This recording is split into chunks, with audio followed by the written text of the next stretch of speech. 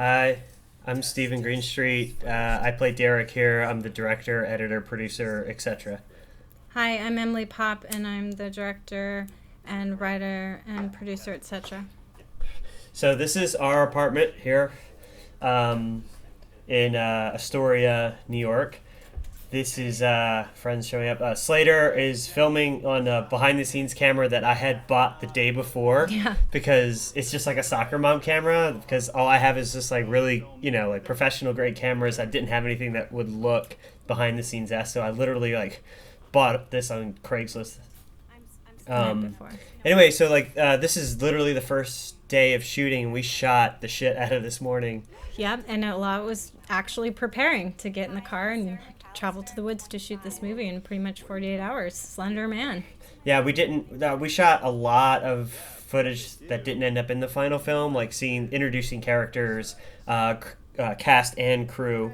But we just had to in the editing process just move along. We really wanted to just get to the woods, so we must have cut like half of it out. We hadn't slept the night before at all. Or actually, this right here is something I wanted to definitely include in the film, which is my personal obsession with A, Stanley Kubrick, and B, The Shining specifically. It's a mutual, I think, obsession we have with Kubrick. Ongoing, The Shining is becoming a bigger obsession of mine, analyzing The Shining. And, it's kind of a way of me admitting that I wanted to implement themes and aspects of The Shining into this film, and then admit that I was not able to achieve that at all. And this you see starting with the interweaving of the DSLR footage and the Handycam shot that we used. Right. Here we end in the car. Yeah, so here you'll hear, we wanted to admit up front to everyone that found footage horror movies are overdone, that there are tons of them, yet me and my character are still claiming that no, this is real, this is new, this is fresh, we want to this is acknowledge unique. Cloverfield footage, Blair Witch, and Paranormal Activity, of Slender Man itself. Yeah, which this short film actually devolves into. So up front, we're like, no, we're going to make something else, and then it just turns into that kind of anyway. Anyway, the car that I'm driving right now is a car rental that I had reserved at Enterprise, and we barely got it. We almost didn't get it. Thank God Karen had a New York license. Yeah, the shoot almost didn't happen because I still had a Maryland license, and they wouldn't take my credit card because I had a Maryland license out of state. So we had to have Karen rush in at the last minute.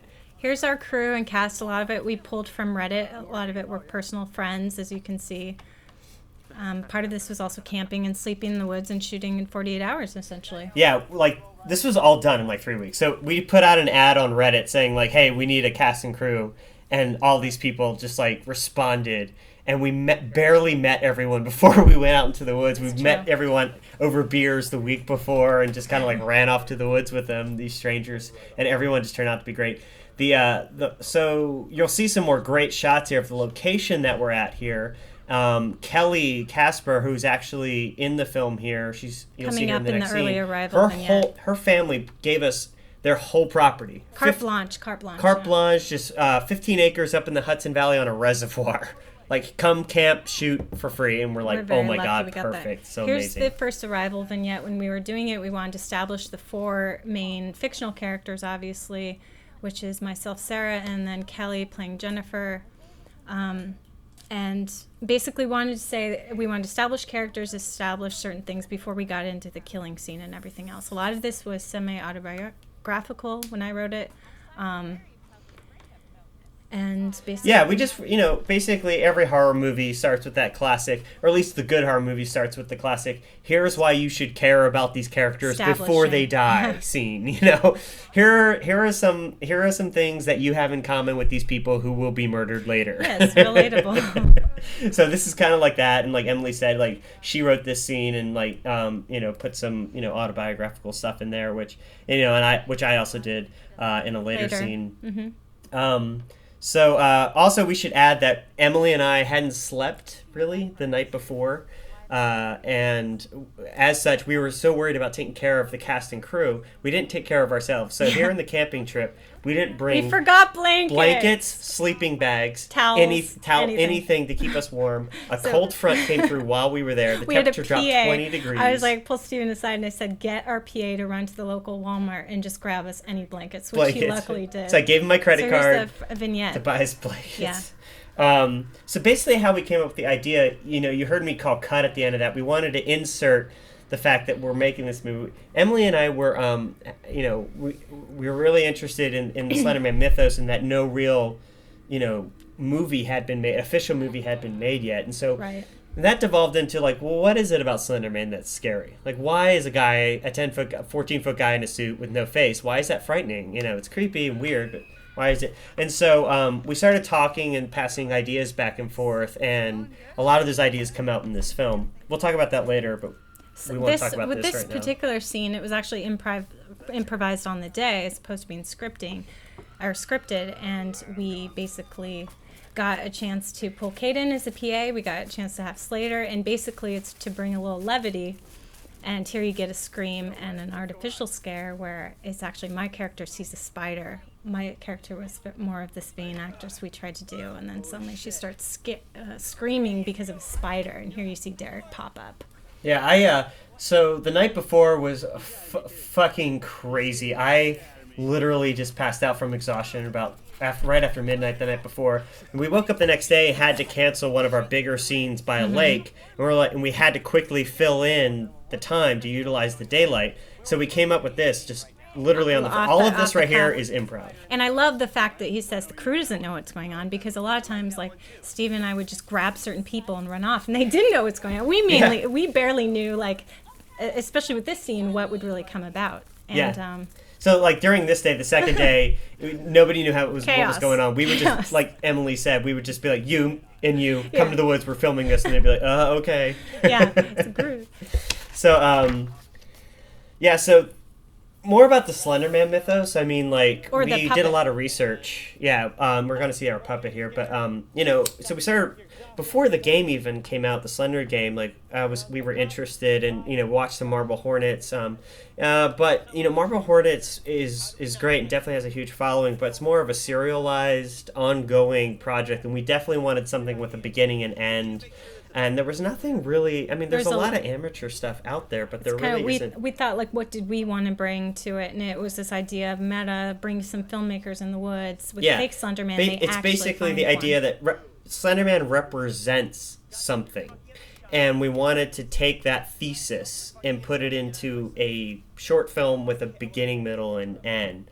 But the next step, obviously, was to build Slenderman himself. A 10-foot guy in the woods. So Emily and I go to Home Depot, and we literally had this, like... Wednesday before. Yeah, like 3 days before we shoot. We go to Home Depot.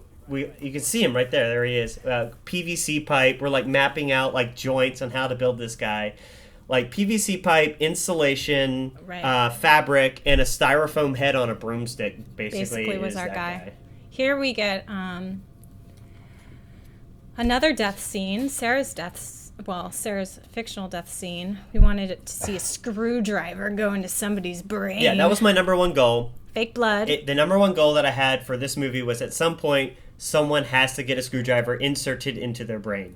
And what's great is also with Slenderman, we actually found these amazing animal masks in this Halloween store that we wanted to incorporate into these 3 killers. So it's not that was one of the first things you and I did. We were, like, walking downtown New York, walking to this Halloween store. Because we love Halloween. We found these animal masks. We're like, we don't know how yet, but these are going to be incorporated. There's that shot that you just saw. There was 4 frames of Emily's scream from the scene at the end, and it's kind of a Exorcist flash there. It's a foreshadowing, essentially. Yeah, there's a continuity problem here. You'll notice that the hand that's holding the screwdriver is different a couple shots, and that's what you get when you have no sleep and trying to film something in, like, 48 hours. And when actually he steps on me, that was quite painful, and I actually hit a rock at some point when I fell down. But oh yeah, if you go back and watch her when she falls down in slow motion, her head hits a rock.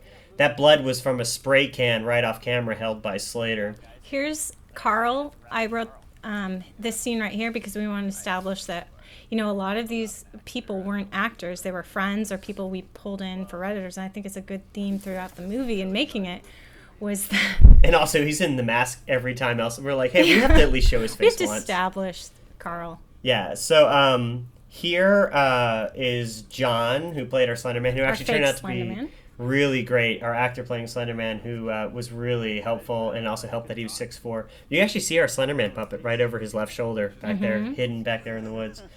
So we definitely wanted this meta aspect where we had an actor playing Slenderman, and had we had more time to film this, it would have played more of a role. But the idea that we're up front and we're saying, hey, we have a dude playing Slenderman, and then it's not as necessarily what we've seen before in other.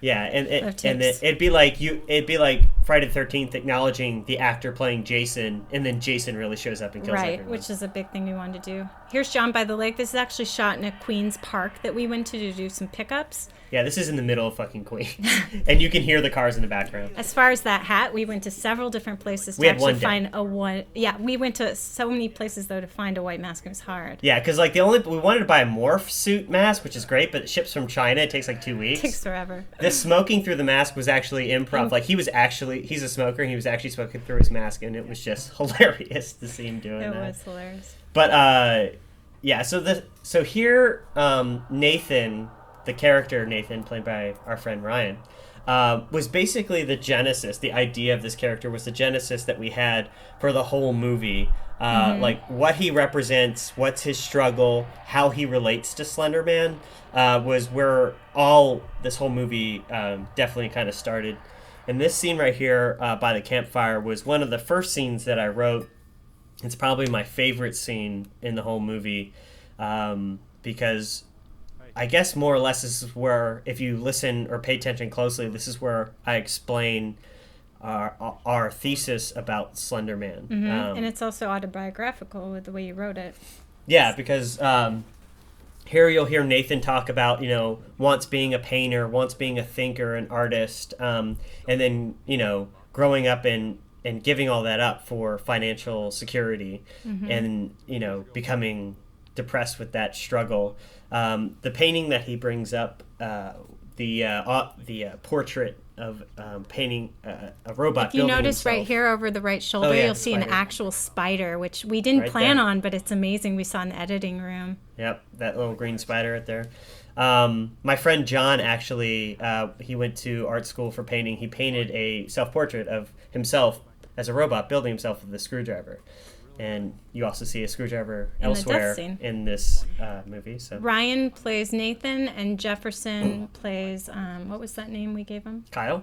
Well, essentially, they're great actors, and we really lucked pulling out all the stops. Like, we met these guys a week or two before shooting, and we're like, yeah, they seem pretty good. In fact, all of the actors that we really pulled in. But, this is where it really counts, is when you're punching in for a close-up. I mean, while we were filming this, I was like, oh my God, these guys are great, they're selling this pretty well. And the lighting looks so amazing, the scene. Yeah, this was very, I guess more or less non-traditional in that we didn't have that much time to, vet a cast or crew. We just kind of went with our gut. We hoped and prayed. Yeah, we hoped and prayed that it would turn out all right. And, and when you're filming scenes like this, you're like, oh my God, way I was envisioning it in my head, they're actually pulling it off. So it's same with the rival vignette for me. When I was writing it, it just pulled off. Yeah, definitely really good.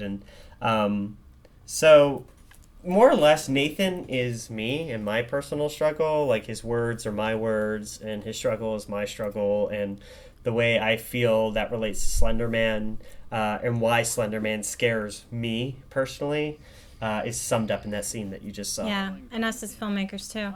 So this is the 3 killer scene. This was supposed to be a longer vignette, and we just, with something we tried to be 10 to 15 minutes, it actually turned into 24. We just had to cut something. So when I was editing the scene, I was trying to pull in audio, make it kind of funny, but then also show the actual behind-the-scenes element of it. Right. Yeah, so this is back at the Hudson Valley location, Kelly's family's location. This was the last shoot of the first night. And by this point, I hadn't slept for 48 hours.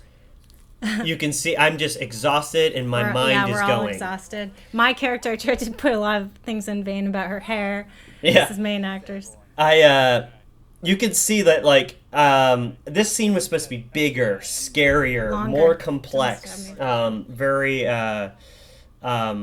it was supposed to be a central part of the film, but it turned out just to be kind of a funny scene. Actually, it just turns out to be kind of the shenanigans hilarious of being awake for so long. So, we had this freeze moment. We had this freeze moment where we're gonna kind of start to reveal Slenderman. Yeah, so definitely John fades in like this, which I'm really happy it turned out as good as it did. Yeah, it turned out great. And but we were supposed to have after that, like Slenderman actually really shows up.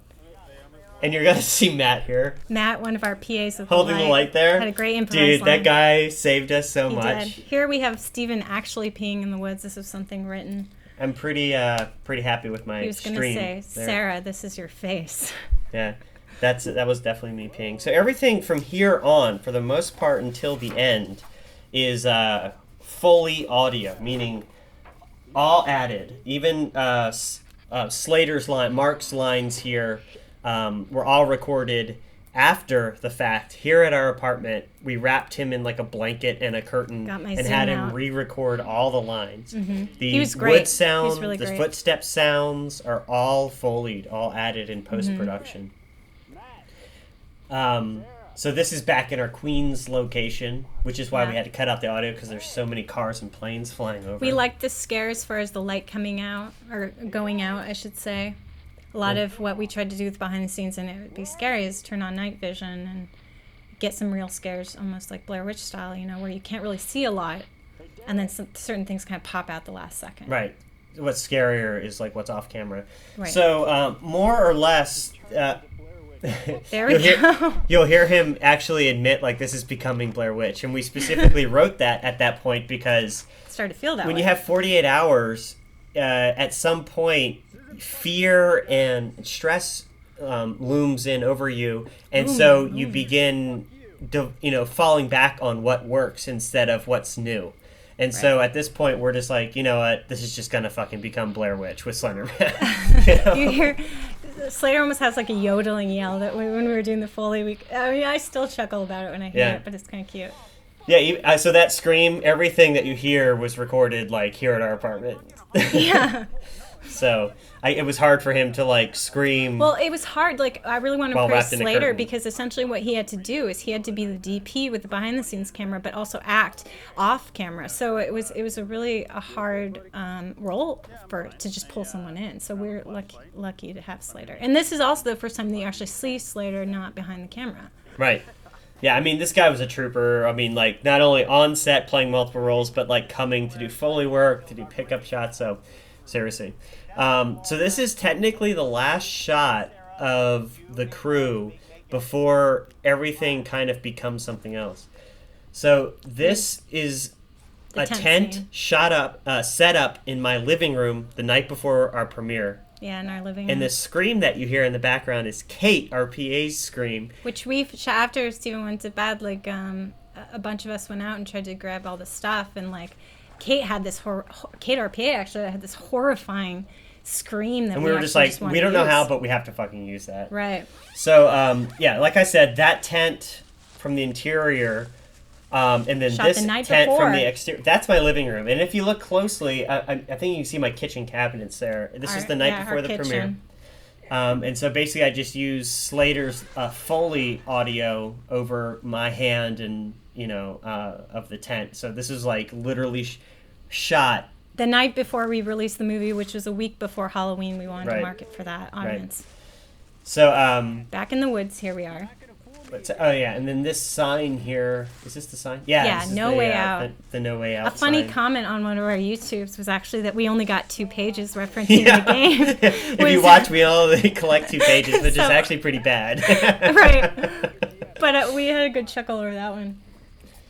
Yeah, and so this is John. So the idea was like, at some point we wanted the actor playing Slenderman while dressed as Slenderman to be killed by Slenderman. To establish, obviously, it's not. Yeah, but John's not actually Slenderman. When you have 48 hours and limited resources, we couldn't necessarily pull that off completely, but still, this is a nice, creepy scene. Yeah, it turns out while the hat is ripped, we've got some weird, like, lipstick on him. And I love this shuffle away. And we had these digital effects to kind of and the fact that somewhat this. Yeah, chilling. And that scream, his mouth opens really wide. We're he did a well job. That was all the direction was, and you'll see my scene coming up. You hear the direction Kate's was. screaming Oh, in here we there. go. Yeah, my direction was just open mouth as wide as you can. Yeah. Get some good scares. So this is actually my my actual death coming up. Yeah, this is shot by the lake in Queens. Mm-hmm. And the problem with this was that, he's been shooting in night vision the whole time, but she has blood coming out of her mouth, like gushing out of her mouth. And on night vision, it looked like drool. Drool. We didn't want, have me being drooling. And so we said, fuck it. Like, we turned on a set light and just shined it on her. And just added the line in post of like, thank God there's a light. Yeah, there was a light on this camera the whole time because there was no other way you could see the blood. Right, and this blood took forever to wash out my coat. I'm still trying to get that out. Yeah, and so and we wanted blood. I think that's the main thing too. It's a horror movie. Like people want to see blood, and that was the thing that we had kind of interlaced in earlier as foreshadowing, just that screen. Yeah, so these still frames are definitely a homage to the still frames of The Devil and The Exorcist. And this was originally supposed to be the end of the movie. It was originally supposed to be, she goes, scripted. Run, he drops the camera, and Slenderman standing there, cut to black. Right, and her death is off camera, basically. And her death is off camera. But when we watched it, it was just like a series of Slater walking around the woods, finding people, and then running away, and then it ends. And we we're just wanted like, to be more than that. So this was shot, that's actually me dressed as Slenderman. Emily and I went back to Forest Park 2 days before our premiere and shot this entire ending, which was just like we pulled it out of our ass. We're just like, we need a different ending.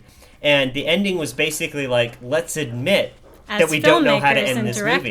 Yes. And so this is, what you're seeing here is not just Derek, the director, but you're also seeing Steve, me, and wearing a mask. Too, basically admitting like, look, we've done this. Not only have we shot this ending before, but this movie's been made before, and I don't know what to do.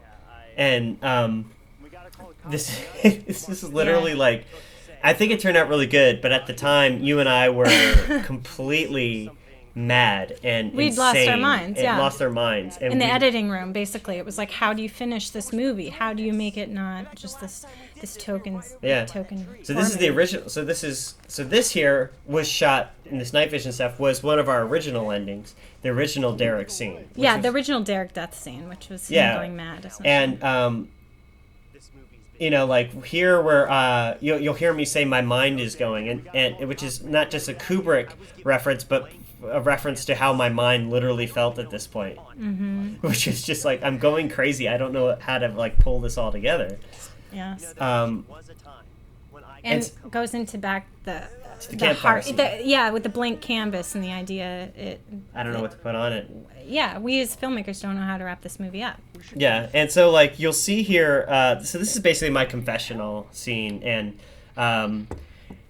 you'll see as he pans the camera away and then pans back, Slenderman has replaced me. But if you look closely, there's 4 frames of my face over. There we go. Right there. So interpret that how you want. I'm pretty happy with it. Yeah, we're both happy about how it ends. We want to thank all the cast and crew. We couldn't have done it without them. Yeah, just all the names that you're going to see here, like literally beginning to end of production on this was like 3 weeks. And it's amazing. Everyone just like gave it their all, and we're so very thankful for Thank you so much, everyone. Yeah. And thanks for everyone who watched it. We love that you've shared it so much. It's been we know such a it's great not experience. Schindler's List. Yeah, that's our next feature. That's the next one we'll redo. But so we just want to say goodbye, and thanks for watching. You guys. It's been a labor of love.